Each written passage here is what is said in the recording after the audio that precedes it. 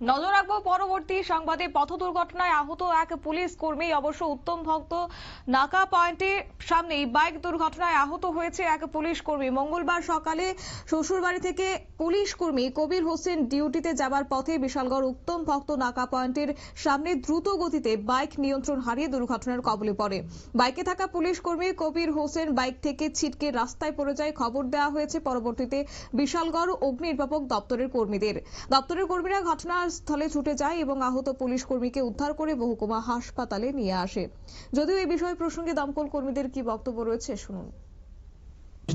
আমরা বিশালগড় ফায়ার স্টেশনে পলাইছে যে বিশালগড় উত্তমসমনি নাগা পয়েন্টের মধ্যে একটা অ্যাক্সিডেন্ট হয়েছে।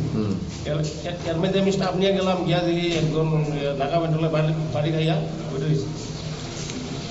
কি অ্যাক্সিডেন্ট হয়েছে? এটা বাইক নাগা পয়েন্টে বাড়ি বাইক অ্যাক্সিডেন্ট হয়েছে। কি নাম তাহলে? এর নাম হচ্ছে কবির হোসেন, 25 বছর। তাহলে কি করে? কি করে তাহলে? পুলিশ কর্মী কোন জায়গাতে বসেছেন? আমরা বিশালগড় হসপিটালে পাঠিয়েছি।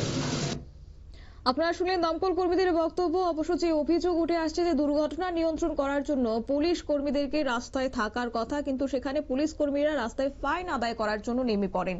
কিন্তু আশ্চর্যের বিষয় হলো খোদ পুলিশ কর্মীরাই তাদের নিয়ম ভঙ্গ করে চলেছে, আর যার ফলেই ঘটছে দুর্ঘটনা। তবে যাই হোক, এই বিষয়ের পর প্রশাসনের পক্ষ থেকে কি পদক্ষেপ গ্রহণ করা হয় সেটা অবশ্য লক্ষণীয় বিষয়। এই নিয়ে ছোট্ট একটি বিজ্ঞাপন বিরতির সঙ্গে থাকুন।